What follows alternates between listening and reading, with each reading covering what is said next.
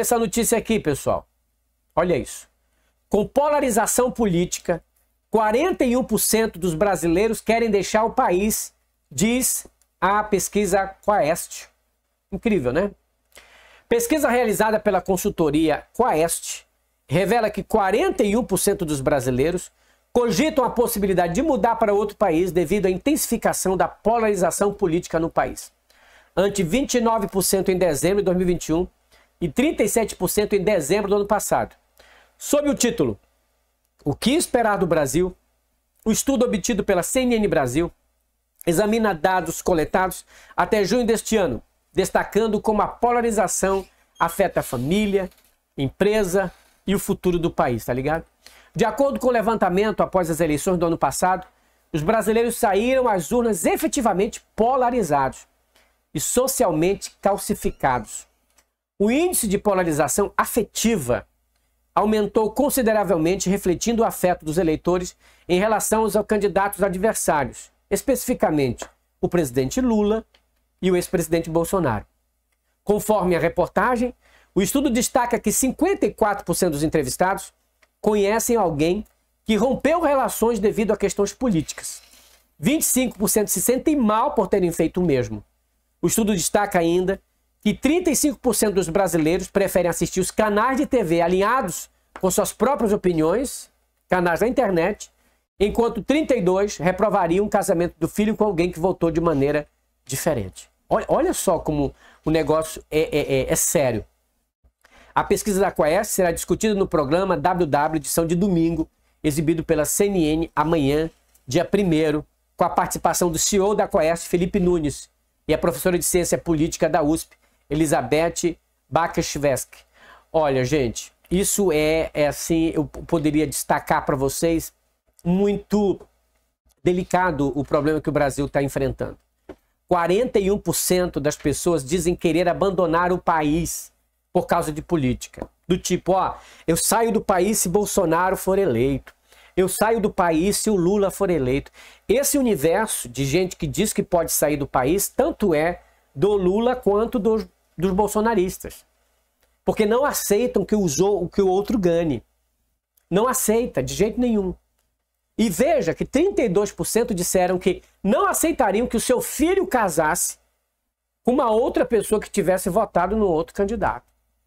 Tipo, os filhos dos lulistas não aceitariam, os pais dos lulistas não aceitariam que os seus filhos casassem com bolsonaristas. E vice-versa. Essa média de pessoas que se alinham muito a esse sentimentalismo, é o que eu estava falando no início, é perigoso, gente. Não se alinhem sentimentalmente por ideologia nenhuma. Isso faz mal a você. Vocês acham que eu sofro por isso? Eu não sofro por isso. Então, às vezes, muita gente, quando eu quero, por exemplo, criticar o PT, criticar a PL, as pessoas não entendem isso. É porque eu não fico alinhado sentimentalmente. Isso é perigoso. Gente, por exemplo, que vê o bolsonarismo ganhando, vencendo alguma eleição, sofre por isso. E gente que viu Lula vencendo sofre com isso. Tem gente que chora porque o Lula ganhou. Eu vi um pastor, o Cosella, que tem canal no YouTube, um pastor da Igreja Batista, dizendo que os bolsonaristas chegaram com ele lá, chorando, dizendo, pastor, e agora minha vida acabou. Não tenho mais, sabe, alegria, pastor, essa esquerda ganhou. Ficaram malucados. Achando que se a esquerda ganha, a vida dele acabou. O outro achando que se direita ganha, a vida dele, coisa acabou, gente. Não. Calma. A vida não é assim. A vida não se resume em Lula e Bolsonaro. E quando eu falo isso, eu quero o teu bem. O bem da tua saúde mental. A sua saúde mental, ela não deve estar ali atrelada, justificada no Lula ou no Bolsonaro. Você tem que ser uma pessoa autêntica. Tem que viver a sua vida. Você não pode ficar vivendo a vida de um presidente da República ou de um ex-presidente como se fosse algo vital. Para você não é. Não é vital. É que a gente viaja na maionese com isso. E principalmente os fanáticos. Principalmente os idólatras. Que mesmo o cara ter feito grande coisa. O que o Bolsonaro fez pelo país, Brasil, por exemplo? Qual foi a grande coisa que ele fez pelo Brasil? Eu não lembro. Mas os fanáticos, os idólatras, o seguem como se ele fosse um Deus. E eu fico com medo disso. O medo que eu tenho é das pessoas se pegarem demais com o cidadão. São capazes de brigar, matar, por causa de um cara que nem conhece eles pessoalmente. Gente, isso não é normal. Um lulista mata um bolsonarista. Os bolsonaristas matando os lulistas. Isso é idiotice, isso é, pobreza de caráter. Nunca vi uma coisa assim mais absurda do que essa. Então, perigo é isso aqui, ó, que entra na tua mente. Um monte de mentira. E aí você recebe um monte de mentira, se for contra quem eu não gosto, eu vou espalhar, eu não quero nem saber. Fuja disso, minha gente, fuja do fanatismo. Gente, eu faço isso aqui porque eu sou jornalista, eu quero passar a notícia para você, eu quero te informar, te libertar, mas fanatismo não, pelo amor de Deus, em canto nenhum. Não se fanatize por ninguém, não idolatre ninguém. Admire as pessoas, mas saiba fazer uma distinção clara do que é admiração e do que é sofrer. Estou sofrendo porque é o Bolsonaro que está no poder. Estou sofrendo porque é o Lula que está no poder. Meu Deus, você não tem que sofrer por isso. Se você está empregado, você está ganhando seu salário, você está comendo e bebendo, tem uma casa para morar, então você não está normal. Se está sofrendo porque é fulano de tal que está no poder. Isso não é normal. Normal é se eu sofro porque minha mãe está doente, porque eu não tenho comida em casa, porque eu não tenho uma casa para morar, eu não tenho emprego. Isso é sofrer. Mas não porque um governador, Gente, pelo amor de Deus. É claro que a gente sabe que tem umas pragas que entram e outra gente boa. A gente sabe disso. Mas não pode ficar, ai meu Deus, agora eu estou sofrendo. Ai meu Pai do céu, olha esse pessoal. Não. Ergue a sua vida, ergue a sua mente. Bolsonarismo é uma doença. E eu não quero estar nisso. Gente, não votem nas pessoas por causa da sua religião. Votem nas pessoas pelas suas propostas, pela sua lisura, pelo seu trabalho, pela sua honestidade. Não é porque a pessoa é evangélica que é honesta de cabeça. Não é porque a pessoa é católica que, essa daí vai trabalhar certinho. Bobagem, bobagem. Se fosse por isso, a gente nunca pegaria um ônibus, um táxi. Não compraríamos produtos fabricados se a gente... você é evangélico, ônibus? Motorista? Não. Então não vou contigo, não. O táxi, tu é evangélico? Se tu não for, eu não vou contigo. O policial, tu é evangélico? Se não for, eu não vou contigo.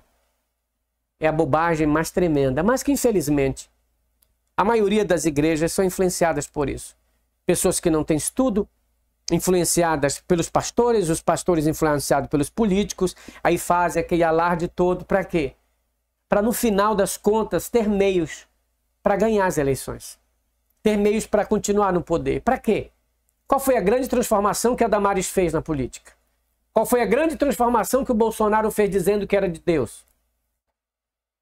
Que foi isso? Então, se é para entrar lá, para fazer merda, melhor nem entrar. Hoje eu tive palestrando em uma igreja e eu toquei no assunto sobre a presença de Deus no Monte Sinai, em Êxodo capítulo 19. Êxodo 16, 19 e o capítulo 20.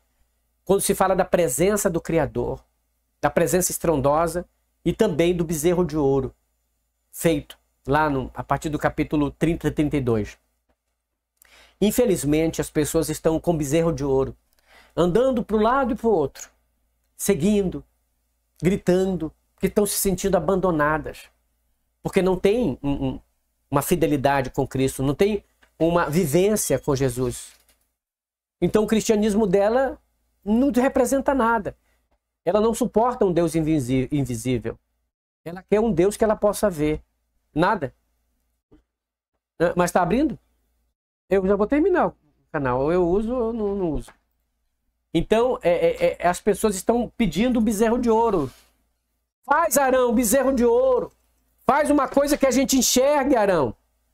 E aí as igrejas fizeram. Não se achegam a Deus, não conversam com Deus, não têm comunhão, não conhecem os ensinos de Cristo. E as igrejas inventaram um Bolsonaro para elas. As igrejas disseram, tá aqui, ó, esse é o representante. Imagina. Imagina o Bolsonaro, representante de Jesus. Aonde a gente vai parar com isso? Sabe que as pessoas não se tocam? A grande diferença entre um e outro? Mas não.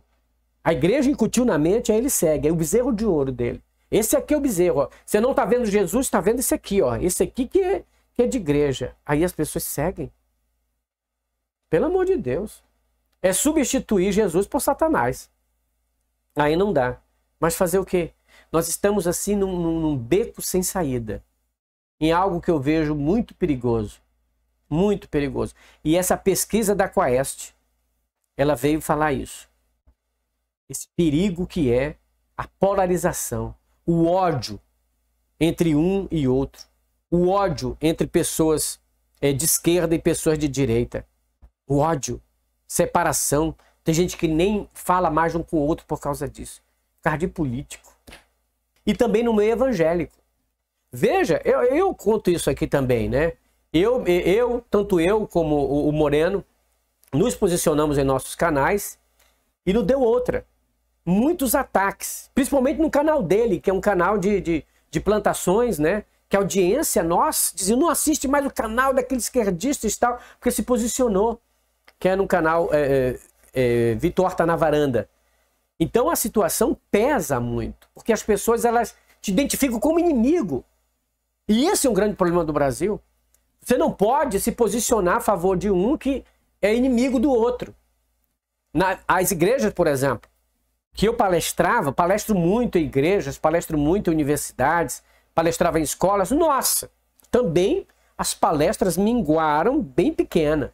Porque, principalmente as instituições religiosas, bolsonaristas que são, então as minhas palestras diminuíram. Muito, muito. Eu falei até uma vez para vocês aqui que alguns cancelaram a agenda com um monte de desculpa, mas por quê? Porque me posicionei a favor do Lula e contra o Bolsonaro. E me posicionaria de novo. E eu não tenho qualquer vontade de voltar ao passado e mudar. Eu sei do que eu estava falando. E hoje eu vejo a idolatria que se faz. Você, por exemplo, que está com essa mensagem, você assiste mais a Globo ou assiste os canais no YouTube? Você que está aqui agora, você assiste mais o YouTube ou assiste Globo? Seja sincero. Hoje em dia, fale para o seu filho se ele está assistindo o Globo. Pergunte para o seu filho se ele está assistindo alguma coisa no YouTube, no Instagram ou está assistindo o Globo. Faça uma pesquisa na sua casa e você vai entender o que eu estou falando. A maior poder hoje de influência não está em televisão. A televisão serve para muita coisa. Para derrubar os outros principalmente, mas para eleger não. Ninguém mais se elege por lá.